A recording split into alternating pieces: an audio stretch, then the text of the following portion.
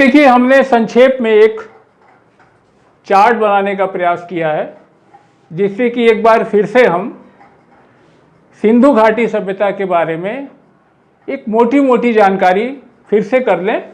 ये स्थान के नाम हैं, महत्वपूर्ण स्थान है, सारे स्थानों का नाम लिख पाना संभव नहीं है, और वे कहाँ स्थित हैं, उससे संबंध, उत्खननकर्ता का नाम, वर्ष, नदी का नाम और कुछ महत्वपूर्ण वस्तुएं जो वहाँ से प्राप्त हुई हैं। एक नज़र डाल लेंगे हम इस पे तो शायद फिर से रिवीजन भी हो जाए और सुविधा भी होगी। एक बात शुरू में छूट गई थी कि जब बात हम लोग कर रहे थे हड़प्पा की, तो हड़प्पा के विशाल टीलों पर सबसे पहले ध्यान जो है 1826 में चार्ल्स मैनसन साहब ने दिया था। ध्यान रखिएगा, ये परीक्षा में आता है। सबसे पहले इस विशाल टीलों की तरफ ध्यान जो है चार्ल्स मैनसन साहब ने दिया था। 1826 की बात है ये। और सिंधु घाटी सभ्यता हम जानते हैं कि ये ब्रॉन्ज एज सिविलाइजेशन है, ये परीक्षा में आता है, तो ब्रॉन्ज एज सिविलाइजेशन कर देंगे आप। ब्रॉन्ज एज से रिलेटेड कांस्य युगीन सभ्यता है, शुरू में बात हुई। सबसे पहले जिस धातु का प्रयोग मानव ने किया, कॉपर का किया, आप सब लोग जानते हैं, इसको ध्यान में रखिएगा। और सिंधु घाटी सभ्यता है, आता है historic, pre historic, proto historic. तो हिस्टोरिक वो है जहाँ पर कि नॉलेज ऑफ राइटिंग था, इतिहास बनाने के लिए, लिखने के लिए जहाँ पर लिखित साक्ष्य मिले हैं वह ऐतिहासिक हो गया। जहाँ साक्ष्य नहीं मिले, जहाँ पे जो है लोगों के पास नॉलेज ऑफ राइटिंग नहीं था, वो प्री हिस्टोरिक हो गया। बट एक स्थिति बीच की भी है जो सिंधु की है कि वो न तो हिस्टोरिक है न तो प्री हिस्टोरिक है। That's why it is called proto historic. चूँकि लिपियाँ आपको मालूम है कि वहाँ हैं, लिखी गई हैं, लिखावट लोगों को पता था, but it is still to be deciphered. अभी इसको पढ़ा जाना है, पढ़ा नहीं जा सका।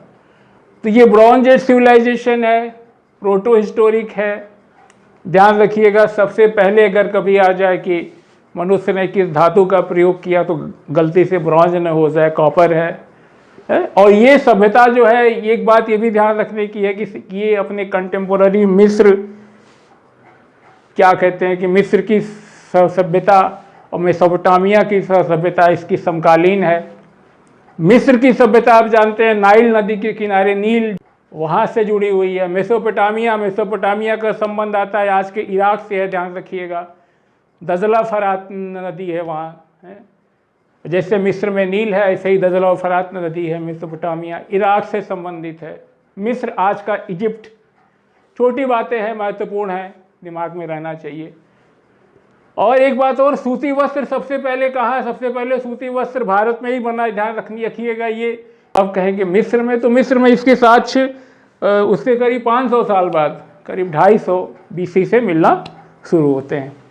ये मोटी बात हो गई। ये आप पीछे हम लोग पढ़ ही चुके हैं। ये अक्सर आता है कि इंडस वैली सिविलाइजेशन का drainage system was very advanced and drainage were covered with slabs है।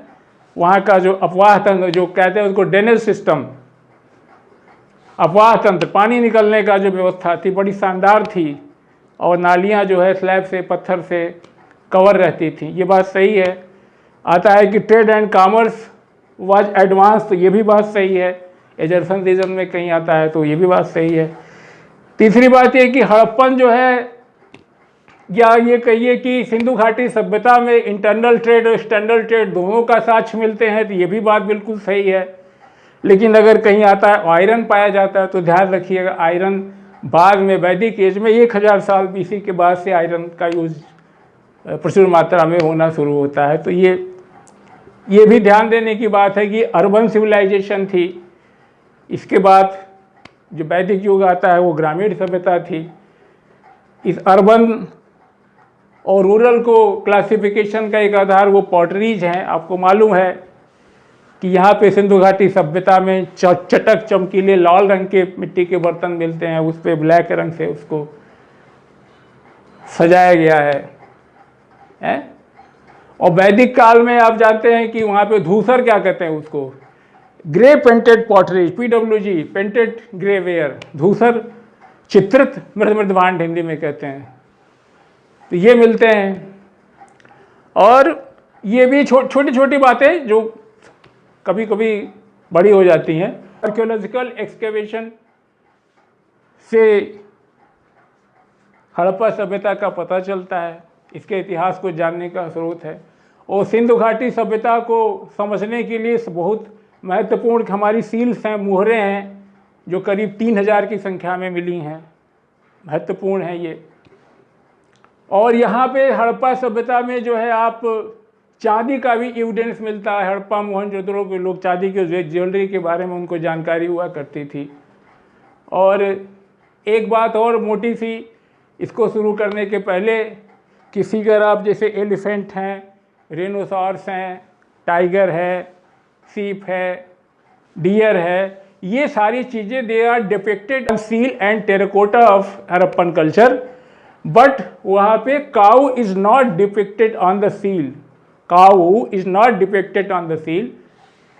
और पीछे ये भी बता चुके हैं कि गाय पूजा का कोई प्रावधान नहीं था सिंधुवासियों, सिंधु काल में, सिंधु सभ्यता के समय।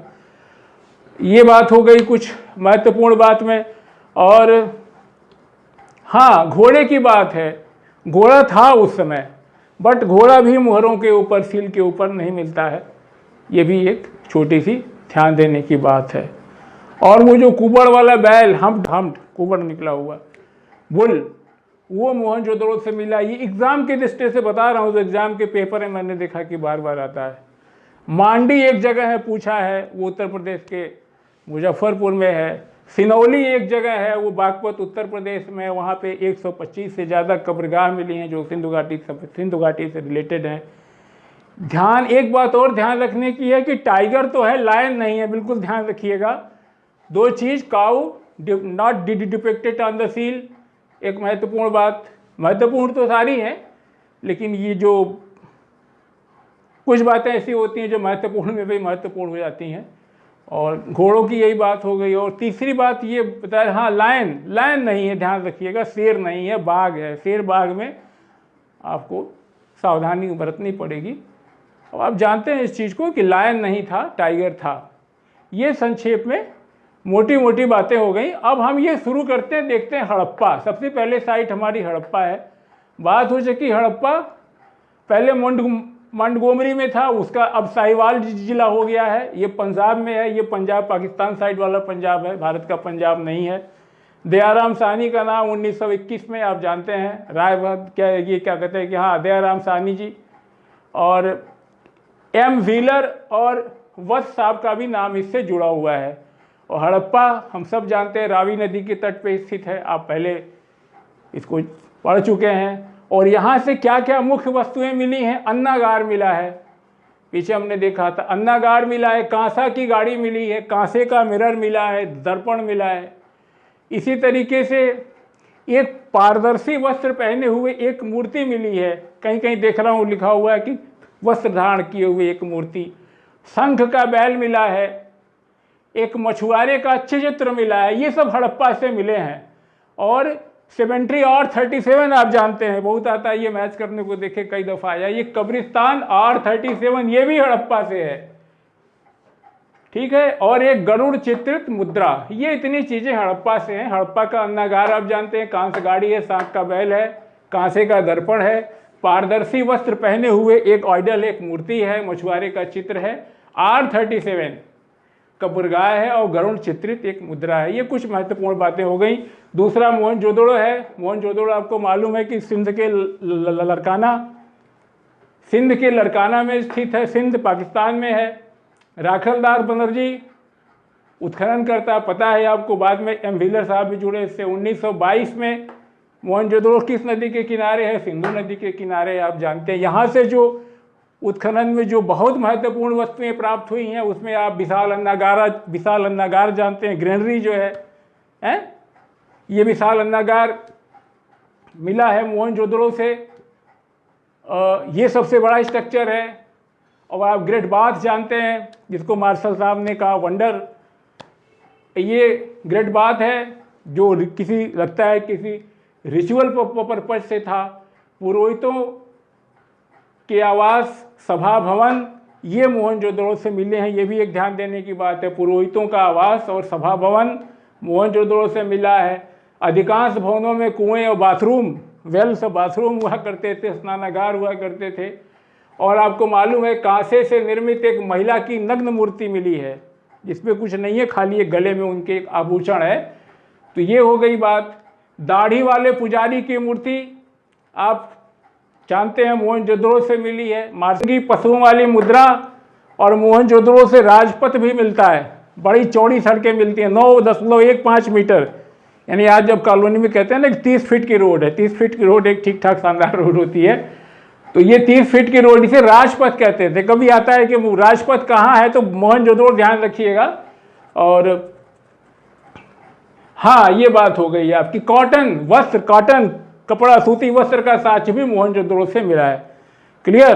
तो मोहनजोदड़ो से ये चीज़ें मिली हैं। वो पशुपति शिवा वाला यहीं से मिला है। एक कांसे की से निर्मित महिला की नग्न मूर्ति, जिसमें सिर्फ वो एक गले में अपने क्या कहते हैं उसको आभूषण धारण किए हैं, और दाढ़ी वाले पुजारी की मूर्ति है, और ग्रेट बाथ, विशाल अन्नागार, आप जानते हैं। ये बात हो गई।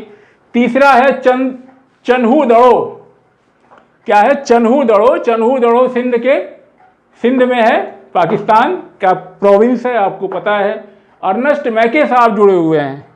ये एग्जाम में पूछा हुआ है कि चन्हू-दड़ो की खोज उत्खननकर्ता कौन थे? ध्यान रखिएगा, ये अर्नेस्ट मैके साहब थे। एग्जाम में आ चुका है। और बाद में एमजी मजुमदार साहब भी इससे जुड़े। ये 1935 में इसकी खुदाई शुरू हुई, ये भी सिंधु नदी के तट पे है। कभी अगर आता है कि सिंधु नदी के किनारे कौन से ऐसे महत्वपूर्ण साइट हैं, तो आप एक मोहनजोदड़ो गिना देंगे, चंदूहड़ो गिना देंगे, और कोट दीजी, 3 जगह है ये प्रमुख जो है। ये कोट दीजी है, ये भी सिंध के पाकिस्तान में सिंधु के किनारे है। दूसरा चन्हू-दड़ो है जो सिंध में है, सिंधु नदी के किनारे है। और तीसरा मोहनजोदड़ो है जो लड़काना सिंध में है, सिंधु नदी के किनारे है। ये 3 है, इसको आप ध्यान रखेंगे। चन्हू-दड़ो की जब बात हो रही है तो क्लियर हो गया, सिंधु नदी के किनारे मोहनजोदड़ो, सिंधु नदी के किनारे। यहाँ की खास बात यह है कि यहाँ रेमिनेंट्स मिलते हैं, झुक्खर, और जिसको कहते हैं आप कि झुंगर संस्कृति के मिलते हैं।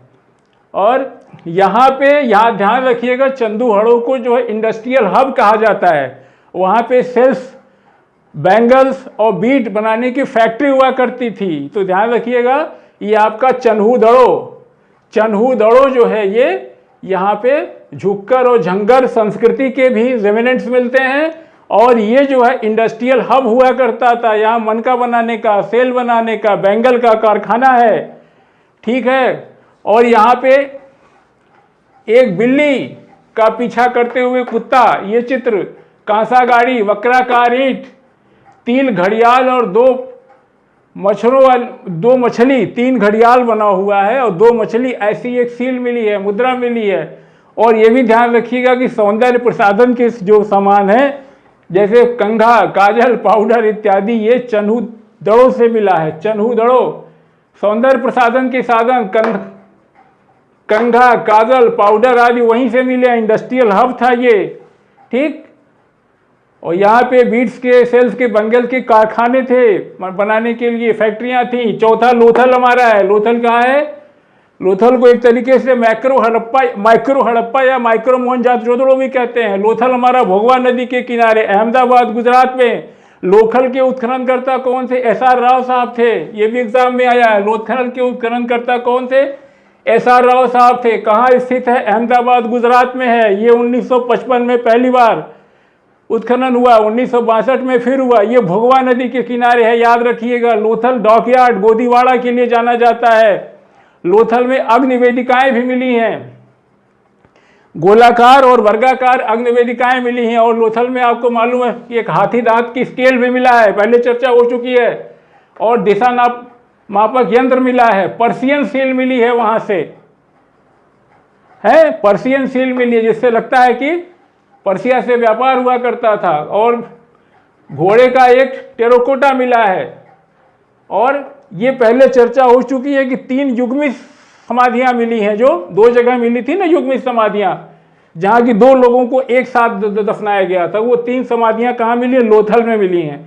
तो लोथल में महत्वपूर्ण ये हो गया, बहुत ज़्यादा महत्वपूर्ण कि जो है किस नदी के किनारे है, तो भुगवा खोज से उत्खनन करता SR राव, ये डॉकयार्ड, और ये अग्निवेदिकाएं हाथी का स्केल, ठीक, और ये पर्शियन सील यहाँ पे मिली है, और युग्मित समाधियाँ मिली हैं 3, ये भी ये बहुत महत्वपूर्ण बातें हैं, और भी ढेर सारी चीज़ें यहाँ पे मिली हैं, लेकिन इतनी महत्वपूर्ण हैं, ठीक, ये क्लियर हो गया। एक बात और ध्यान रखिए, अगर कभी आता है कि यज्ञ के साक्ष्य कहाँ से मिले हैं, तो यज्ञ के साक्ष्य आप देखिए कि लोथल में देखिए ये अग्निवेदिका है, और आप कालीबंगा देखेंगे, कालीबंगा में भी अग्नि हवन कुंड मिले हैं। एक बार आया हुआ स्टेट का नाम दिया है कि कौन सी जगह है जहाँ यज्ञ के साक्ष्य दिए गए, तो स्टेट का नाम होगा तो ये गुजरात है और राजस्थान है, जगह का नाम होगा, साइट का नाम होगा तो लोथल है, कालीबंगा है, ठीक है, ये बात है।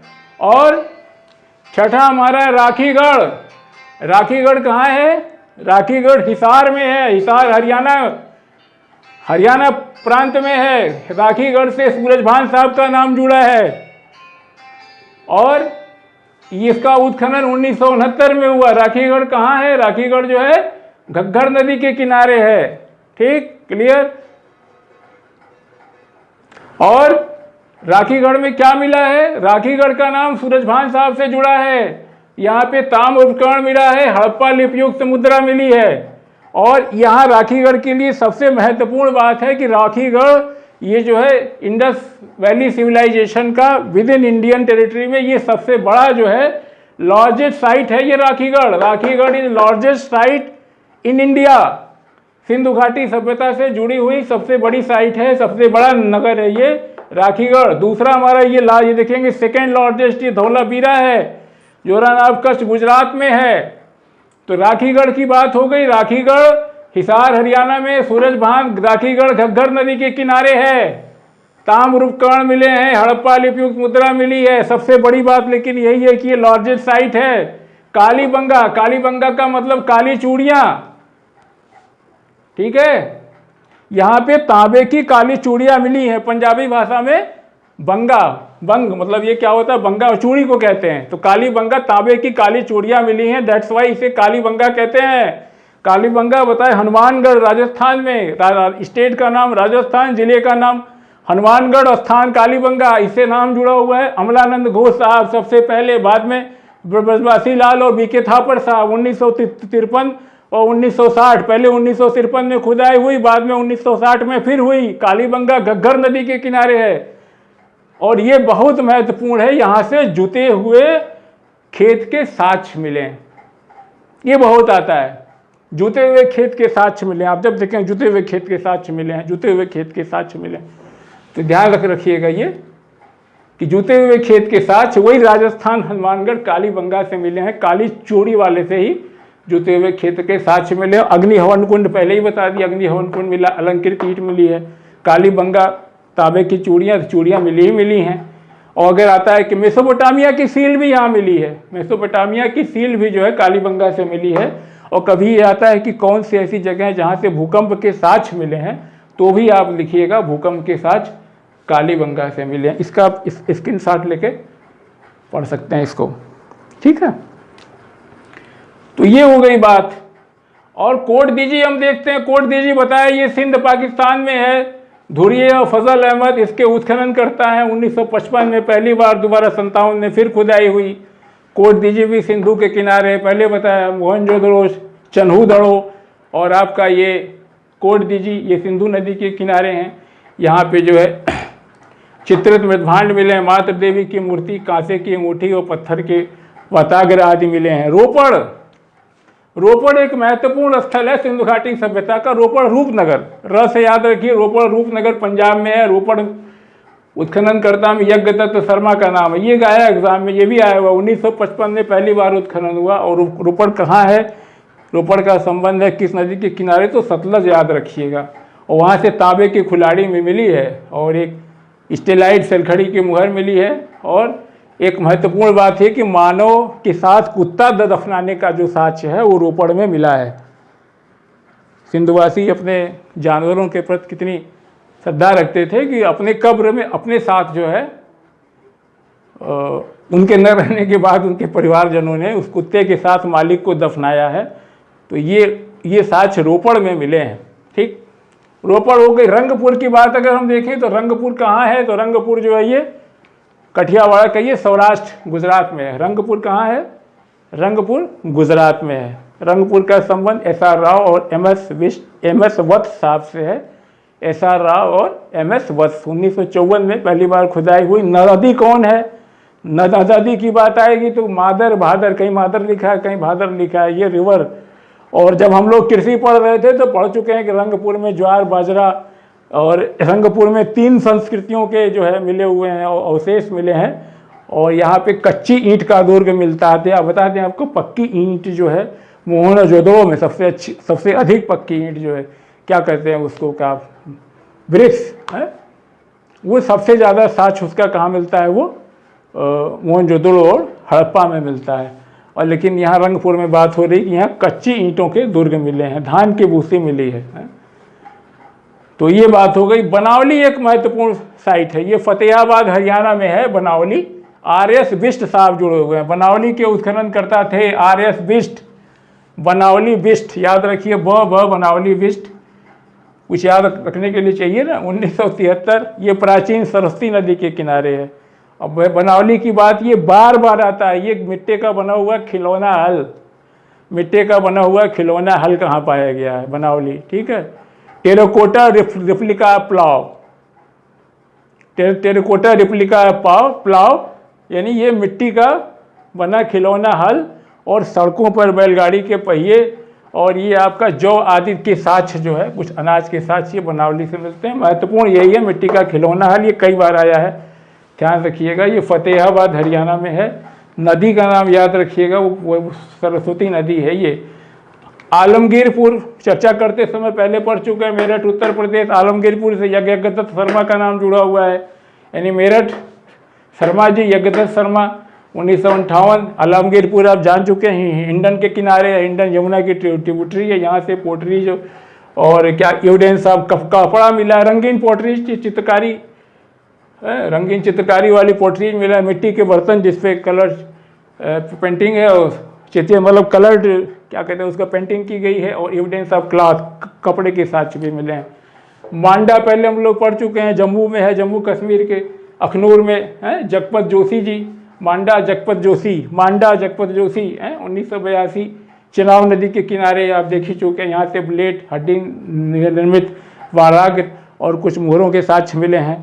एक महत्वपूर्ण साइट है हमारी सुतका गेंडोर। सुतका गेंडोर जान लीजिए ये कहाँ है, ये बताया था, ये वेस्टर्न मोस्ट पार्ट में बलूचिस्तान मकरान तट पे है, पाकिस्तान में।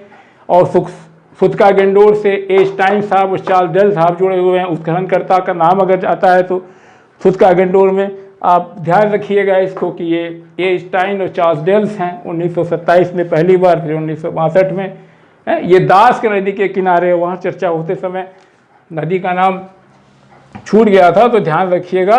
यहाँ मैं बड़ा सा लिख दे रहा हूँ चूँकि छूट गया था। तो सुतका गेंडोर जो है ये दास के नदी के किनारे है। यहाँ पे जो है ध्यान रखिएगा 3 संस्कृतियों के साक्ष्य मिले हैं, और ये प्राकृतिक चट्टान पर स्थित था। और एक महत्वपूर्ण बात इसके है, इसमें यह है, और मानव अस्थि राख से भरा हुआ एक बर्तन मिला है, और यहाँ पे बेबुलियन से व्यापार के साक्ष्य मिलते हैं, पोर्ट मिलता है, मिलेगा ही पश्चिमी क्या कहते हैं वेस्टर्न मोस्ट पार्ट में था। तो यहाँ से जो है बेबुलोन से व्यापार के साक्ष्य मिले हैं, पोर्ट मिला है। और याद रखिएगा बलूचिस्तान में सुतका गेंडोर के अलावा एक और साइट है जिसे सुतका कोह कहते हैं, और ये सुतका कोह जो है ये भी बलूचिस्तान में है। चार्ल्स डेल साहब इससे संबंधित हैं, 62 में खोदा गया। नदी का नाम थोड़ा अजीब है, याद रखिएगा, सादिकौर नदी है ये, जैसा लिखा हुआ है सुतका कोह बलूचिस्तान। और एक बड़ा महत्वपूर्ण ये है, ये दोनों एक जगह लिख दिया, सुतका गेंडोर बलूचिस्तान पाकिस्तान, सुतका कोह दोनों 2 जगह है, ध्यान रखिएगा। और एक दास नदी के किनारे, एक सादिकौर नदी के किनारे। और सुरकोटडा एक बड़ी महत्वपूर्ण साइट है, कि ये आपकी कच्छ में है, गुजरात में सुरकोटडा। इसका सुरकोटा का नाम सुन के घोड़ा याद आ जाता होगा। जगपति जोशी जी, यहाँ ध्यान रखिएगा, सुरकोटा तो उत्खननकर्ता कौन थे? तो जगपति जोशी, ध्यान रखिएगा। और मांडा के भी वही थे। तो मांडा जम्मू का कश्मीर वाले, और सुरकोटा जगपत जोशी 1964, ये जो है सरस्वती नदी के किनारे बताया जाता है ये स्थित है। और यहाँ से जो साक्ष्य मिला है, घोड़े की हड्डी मिला है। और पीछे चर्चा करते समय एक बार बात हो चुकी है कि तराजू का पलड़ा कहाँ से मिला है, तो वहाँ चर्चा हुई थी, तो समझ में आया था कि ये जो है सुरकोटडा, ये कहाँ गया, हाँ, ये तराजू का पलड़ा वहाँ से मिला है और चिनाई वाले भवनों के साक्ष्य मिले हैं। ये बात हो गई सुरकोटडा की। धौलावीरा ये बता दिया कि जो है सेकेंड लार्जेस्ट साइट है। पहले राखीगढ़ पता था, राखीगढ़ कहाँ था? Once again I repeat, Hisar Haryana में है, नंबर 1 है इंडिया में, इंडियन साइट नंबर 1 है। नंबर 2 आपका जो है धौलावीरा है।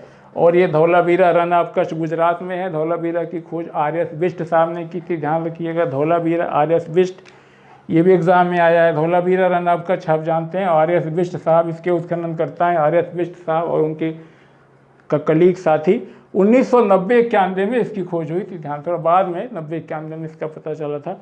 इसकी खास बात ये बता दी है कि सेकेंड लार्जेस्ट साइट है हड़प्पन कल्चर की। और ये बड़ी महत्वपूर्ण बात यहाँ पे ये है कि इनका वाटर मैनेजमेंट सिस्टम बड़ा एडवांस था। और ऐसा पता चलता है इनसे कि जो है लोग क्या कहते हैं कि बड़े बड़े रिजर्वायर बना करके, एक 79 मीटर लंबा और 7 मीटर गहरा रिजर्वायर मिला है जहाँ लोग पानी इकट्ठा किया करते थे। तो ये इनका जो है एडवांस वाटर मैनेजमेंट सिस्टम था। और इस सवाल को ये भी कहा जाता है कि ये टाउनशिप कौन सा ऐसा हड़प्पा का शहर है जो कि 3 भागों में विभाजित था। फिर कहीं आता है कि 3 टाउनशिप थी, तो ये धौलावीरा था, 3 भागों में विभाजित था। एक आपका सिटाडेल था और मिडिल टाउन और लोअर टाउन, जैसा आमतौर पे होता है। जैसे अगर आप अर्बन पढ़ेंगे, क्या अर्बन मॉर्फोलॉजी पढ़ेंगे तो कुछ वैसा ही लग रहा है। देख के सिटाडेल मतलब केंद्र है, सेंटर, मिडिल पार्ट और किनारे वाला शहर है। तो ये था 3 भागों में आता है। ये वो कौन सा टाउन था जो 3 भागों में विभाजित था? तो हमेशा याद रखिए धौलावीरा था। वाटर मैनेजमेंट सिस्टम की बात आएगी, रॉक कट रिजर्वायर था, धौलावीरा में था। लोग डैम बना के पानी इकट्ठा करते थे, धौलावीरा था।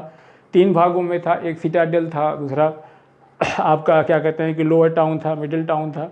ये बात थी धौलावीरा, इसलिए याद रखिएगा। दहमाबाद आप जान ही रहे, सबसे दक्षिण में था, बताया था। अहमदनगर महाराष्ट्र में है। और बीपी वो पाडिकर साहब इसके उत्खनन करता थे। 1958 में पहली बार उत्खनन हुआ। नदी प्रवरा नदी के तट पे था। काफ़ी बात हो चुकी है इस पे, हैं, ठीक है। ये बात हो गई इसकी। कहाँ नदी था? दधेरी एक साइट है गोविंदगढ़ पंजाब में। ये एग्जाम में आया हुआ है इसलिए मैंने इसको लिख दिया यहाँ पे। दधेरी, ये गोविंदगढ़ पंजाब में है। और यहाँ पे PWG मिला है, पेंटेड ग्रेवेयर मिलता है, जो इस बात का प्रमाण है कि आर्य आ चुके थे। और ये आर्यों के आगमन की सूचना दे देता है ये स्थल। और इसी तरीके से एक भगवानपुर स्थल है जो कुरुक्षेत्र हरियाणा में सरस्वती नदी के किनारे है। और JP जोशी इसके उत्खनन करता थे। भगवानपुर, ठीक, भगवानपुर कुरुक्षेत्र सरस्वती नदी में से जुड़ा हुआ है। सरस्वती नदी उसके पास थी। और जहाँ तक इसके काल निर्धारण का प्रश्न है तो रिसर्चर ने इसके लिए अलग अलग समय बताया है। देखिए जैसा लिखा है, जॉन मार्शल साहब 3250 से 2750 BC। अर्नेस्ट मैके का मानना है कि 2800 BC से लेकर के 2500 BC तक थी। बड़ा छोटा समय बताया है इन्होंने। माधव स्वरूप साहब बताते हैं 3500 से लेकर 2700 तक, करीब 800 साल। और मार्टिन व्हीलर साहब इसका समय 1000 साल बताते हैं, 2500 BC से लेकर 1500 BC तक। रेडियो कार्बन के हिसाब से 23750 से C14 के आधार पर, जो आधुनिक वैज्ञानिक तरीका है कालक्रम निर्धारण का, 2350 से 2750 BC। ये कितना मोटा मोटा ये 600 साल आता है। NCERT के हिसाब से 2500 BC से लेके 1800 BC, मतलब 700 साल इसका स्पैन आता है। ये है। और अगर आप देखेंगे तो ये सभ्यता की जो ग्रोथ है, जो विकास है, अपने पीक पे जो है ये 2300 से लेके 1900। और इसके फाउंडर की बात जहाँ तक है कि सभ्यता के फाउंडर कौन थे, तो आर्कियोलॉजिस्ट में यहाँ भी एक मत नहीं है। मतों में समानता नहीं है। डॉक्टर लक्ष्मण स्वरूप के हिसाब से आर्ही लोग इसके भी निर्माता थे। राखल दास बनर्जी साहब ये कहते हैं नहीं, ये द्रविडियन लोग थे, द्रविड़ लोग थे। और चाइल्ड, विजय चाइल्ड और व्हीलर साहब का मत है कि सुमेरियन लोग ने ही जो है इसकी स्थापना की थी। इसमें मतैक्य ये इस बात पे मतैक्य नहीं है, वन ओपिनियन नहीं है। और इसी तरीके से रीजन ऑफ डेवास्टेशन के बारे में देखें तो रिसर्चर अलग अलग राय देते हैं। मार्शल साहब, मैके साहब और एसआर राव। मार्शल, मैके और एसआर राव का मानना है कि बाढ़ आई थी, बाढ़ के कारण से सिंधु घाटी सभ्यता का पतन हुआ था। और जी चाइल्ड, व्हीलर और स्टुअर्ट पिपिगट साहब, जिन्होंने बताया था कि हड़प्पा और मोहनजोदड़ो इस साम्राज्य की ट्विन कैपिटल, जुड़वा राजधानी हुआ करती थी, ध्यान रखिएगा, यही स्टुअर्ट पिगट साहब हैं। पिगट, चाइल्ड और व्हीलर कहते हैं कि आर्यों के आक्रमण से ये जो है सभ्यता नष्ट हुई थी। जब आर्य आए उन्होंने आक्रमण करके इनको खत्म कर दिया। और ए स्टाइन साहब, ए स्टाइन और आपके अमलानंद घोष साहब का मानना है, अमलानंद घोष और स्टाइन को मानना है कि क्लाइमेटिक चेंज, जलवायु परिवर्तन के कारण से ऐसा हुआ।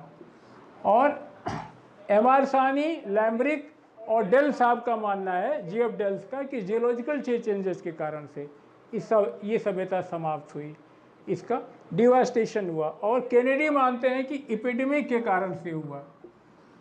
ये ढेर सारे हैं, इनको आप ध्यान में रखिएगा, तो कहीं आएगा तो बात बन जाएगी।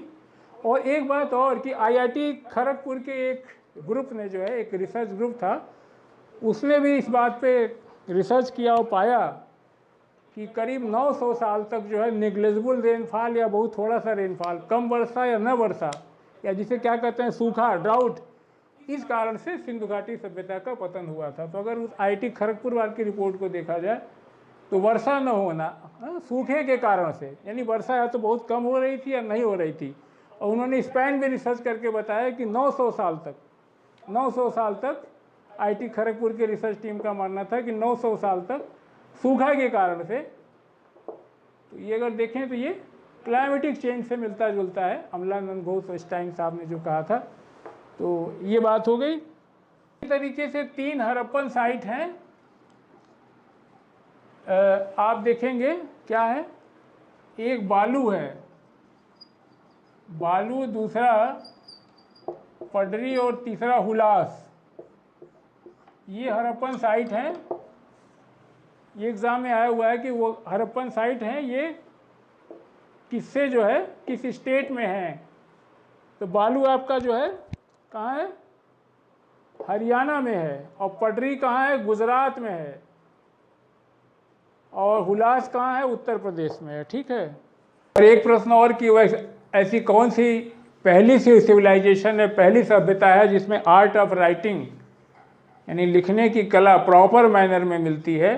तो ये ध्यान रखिएगा कि ये कहीं भूल के सिंधु घाटी सभ्यता या इधर उधर मत लगा दीजिएगा, ये सुमेरियन सभ्यता है। और उस समय क्यूनिफॉर्म स्क्रिप्ट उनकी थी, क्यूनिफॉर्म। तो ये बात हो गई। तो एक बात और ध्यान रखने की है कि ये आ रहा है कि Harappan civilization was a secular civilization. आपको मालूम है कि हड़प्पन स्त्री पुरुष, देवी देवता दोनों की पूजा किया करते थे और आइडल वर्शिप होती थी, लेकिन मंदिर नहीं मिले हैं, ये ध्यान रखिएगा जो है। और वो कहा, इसीलिए कहा जाता है, ये क्या आता है एग्जाम में, कि प्रिडोमिनेंटली सेकुलर सिविलाइजेशन थी। और क्या कहते हैं उसको, कि यहाँ पे कोई थियोक्रेटिक और कोई ऑर्गेनाइज्ड रिलीजन के कोई इस तरह के एविडेंस, कोई इस तरह के नहीं मिलते हैं, कोई इस तरह के ट्रेस या कोई एविडेंस नहीं मिलते जिससे कि इसके थियोक्रेटिक होने या कोई ऑर्गेनाइज्ड रिलीजन होने की बात हो। डेट्स वाई इसलिए लोग कहते हैं कि एक सेकुलर सिविलाइजेशन थी। ये संक्षेप में बातें हैं सिंधु घाटी सभ्यता की। आप इसको पढ़ेंगे, देखेंगे, समझेंगे। मेरी तरफ से अभी इतना ही। थैंक यू, जय हिंद।